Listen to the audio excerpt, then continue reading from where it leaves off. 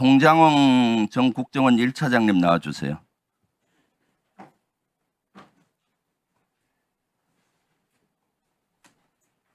네, 그 1차장님은 12월 3일 날 비상계엄이 있는 날 한 20시경에 전화를 대통령이 전화가 올 테니까 전화 대기하라는 거 누구로부터 받았습니까?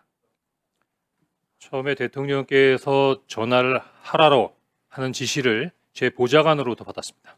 아, 전화를 대통령한테 하라고? 예, 그럼 그런 지시가 있었다. 아, 대통령께서 전화를 하라고 하신다라는 지시를 전달받았습니다. 그러면은 몇 시쯤 그걸 받았죠? 예, 한 8시 좀 넘어서인데 제가 저녁 8시 22분에 대통령께 전화를 드렸습니다. 아, 먼저 전화를 드렸어요? 예. 8시 22분에? 그 지시를 받고 네. 제가 전화를 먼저 드렸습니다. 그럼 그 대통령이 뭐라고 얘기를 했습니까? 무슨 보고를 했죠? 요지는 한두 시간 후에 중요하게 전달할 사항이 있으니 통신 축선에 대기하라는 지시였습니다. 아, 통신 숙선에 대기해라. 그렇습니다.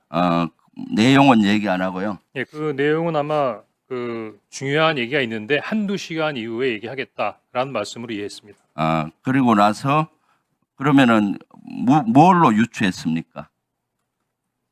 사실 그때는 특별하게 유추할 수 있는 근거가 없었습니다. 그래서 그 다음에 다시 대통령한테 전화가 온 시간이 언제입니까? 8시 22분에 통화를 한 이후에 대통령께서 대기하라고 한 말씀이셨기 때문에 국정원 청사로 돌아가서 직무실에서 대기하고 있었습니다. 그리고 대기하고 있는 중에 10시 23분에 비상계엄이 일어난 부분을 TV로 보고 그 위에 한 30분 정도가 지난 10시 53분 정도에 대통령께서 전화를 주셨습니다. 그때는 대통령이 1차장한테 전화를 먼저 했다. 그렇습니다. 네. 어떤 내용에 전화를 했습니까? 전화 내용이 뭐였습니까? 첫 번째는 비상계엄을 발표한 사실을 확인했는가 하는 부분이고 두 번째는 아까 윤건영 의원님께서 질문했던 내용과 동일합니다. 중요한 요지는 그 방첩사령부를 적극 지원하라는 부분이 이어졌습니다. 방첩사를 적극 지원하다. 그리고 또 있었잖아요. 뭐 잘 지원하면은 예산도 주고 수사권도 주겠다. 뭐 이런 얘기. 아니 그런 말씀은 아니셨고요. 네. 풀 텍스트를 직설화법으로 원하신다면 그대로 말씀드리겠습니다. 그럼 방첩사를 지원하라. 예, 전화를 받으니까 네. 비상계엄 발표하는 걸 확인했냐고 물으셨고 네. 그다음에 조금 좀 강한 어투라서 말씀드리기가 좀 어렵습니다만 하여튼 이번에 다 잡아들여서 싹 다 정리해라라고 말씀하셨습니다. 근데 그때 목적어가 없었습니다. 그래서 어느 누구를 그렇게 해야 되는지까지 잘 몰랐고 그렇다고 대통령께 누구를 체포하라는 말씀이십니까? 라고 여쭤보기도 뭐해서 잠깐 기다리고 있는데 대통령께서도 약간 말씀에 퍼지가 있었습니다. 그러더니 지금 주시겠다는 건지 아니면 향후에 주시겠다는 건지 말씀하지 않은 상태에서 국정원의 대공수사권을 줄 테니 이번에는 일단 방첩사를 적극 지원해라. 아마 방첩사에 자금이면 자금, 인원이면 인원 무조건 지원해라고 말씀하셨습니다. 네. 비상계엄. 제가 네. 예 알겠습니다라고 답변했습니다. 아, 그래요. 그래서 1차장은 방첩사령관한테 전화를 했나요? 그렇습니다. 몇 시에 했죠? 10시 53분에 대통령님 전화가 끝나자마자 대통령께서 지시하신 분이 방첩사를 지원해라라는 부분에 있으셨기 때문에 이어서 바로 기억하기로는 11시 6분에 방첩사령관에게 전화했습니다. 방첩사령관한테 전화를 했는데 그때 방첩사령관하고 무슨 통화를 했습니까? 예, 방첩사령관에 11시 6분에 전화했던 것은 처음 전화가 아니고요.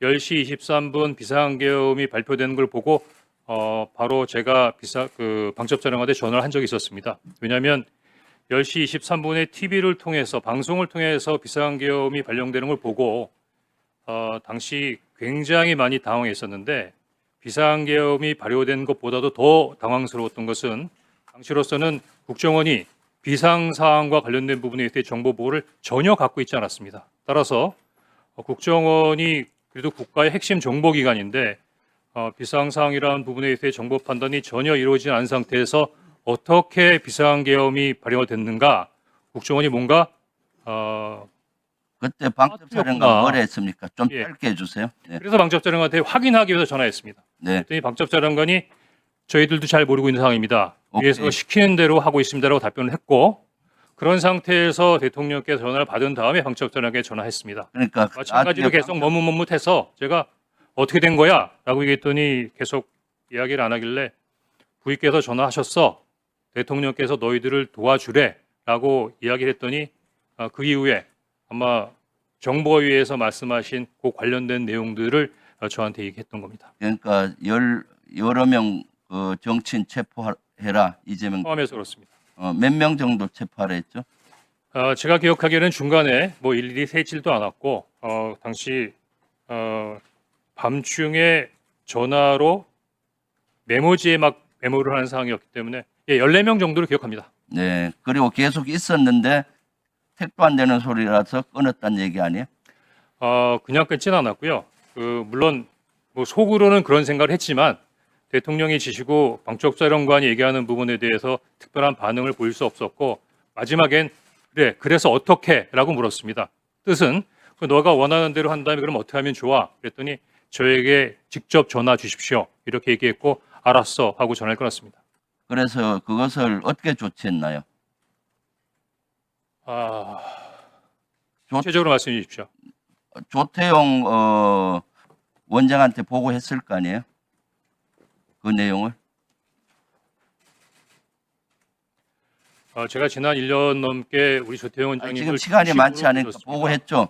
예, 근데 원장님께서 저한테 보고를 받지 않았다라고 말씀하시고 계시기 때문에 제가 참 뭐라고 말씀드리기 좀 어려운데 몇 시에 보고했죠? 엄중한 자리인 만큼 네. 대통령으로부터 전화를 받았고 방첩사령관으로부터 엄중하고 민감한 사항에 대한 내용을 받은 것을 어떻게 데피티가 원장님께 보고드리지 않을 수가 있겠습니까? 또 지휘 개선으로도 잠깐만요. 시간이 없으니까 내가 질문하고 나머지 답변하세요. 그래서 조태용이 보고받고 그다음에 차장은 뭘 했고 국정원은 그다음 뭘 했고 그다음 조태용 원장이 그 사직서내라고 통보했잖아요. 그까지 좀 얘기. 원장님 송구합니다만 그냥 당시 제가 기억나는 대로 말씀드리겠습니다. 아마 국정원장께서는 하루에도 뭐 책 한두 권 정도의 정보 보고를 받으시고 워낙 많은 보고서를 받으시고 또 더구나 총리님께서도 말씀하셨지만 충격적인 상황이라 아마 당시 상황이 많이 헷갈리실 수 있으십니다. 더구나 제가 얘기한 부분이 굉장히 단편적이고 조태용 원장님께서 12월 6일 날 그 기자회견 하셨던 것처럼 제가 대통령께서 정치인을 체포하라고 지시하셨습니다라고는 보고하지 않았습니다. 다만 그 정황상 관련된 보고를 드렸는데 10시 53분에 대통령으로부터 전화를 받고 11시 6분에 방첩사령관으로부터 어떤 내용인 줄 알게 됐습니다. 제가 방첩사령관에게 전화를 할 때는 우리 국정원이 놓쳤지만 아마 대통령께서 이렇게 싹 다 잡아드리라고까지 말씀하시는 거 보니까 국내에 장기 암약하던 간첩단 사건을 적발했나 보다. 그래서 아마 이렇게까지 긴급하게 진행돼야 된다고 생각하고 국정원에까지 지원을 요청한다고 추정했었습니다. 그런데 여인영 간첩사령관으로부터 체포 대상자 명단을 받아보는 순간에 이게 뭐가 잘못됐구나라고 전반적인 상황이 흐트러져서 이해하기 어려웠습니다. 더구나 11시 6분에 방첩사령관하고 통화한 다음에 11시 30분에는 그 원장님께서 지시하셔서 원장님 직무실에서 긴급 정무직 회의가 열립니다. 만약에 자리에 안 계셨다면 모르지만 방금 대통령으로 전화받고 방첩사령관으로 전화받은 내용을 11시 6분에 알고 있는데 11시 30분에 정무직 회의 때 바로 제 앞에 앉아 계셨거든요. 그거 어떻게 말씀 안 드릴 수가 있습니까? 네. 자, 정리하세요. 예. 다시 한번 말씀해 주십시오. 12월 5일 날 조태용 원장이 사직서 내라고 내야 되지 않겠냐. 근데 그 부분도 지금 그 국정원장님께서는 그 홍장원 차장이 정치적 중립 위반 의무를 위반했기 때문에 경질했다고 말씀하시는데 알았어요. 12월 5일 날 저한테 말씀하신 내용하고는 전혀 다릅니다.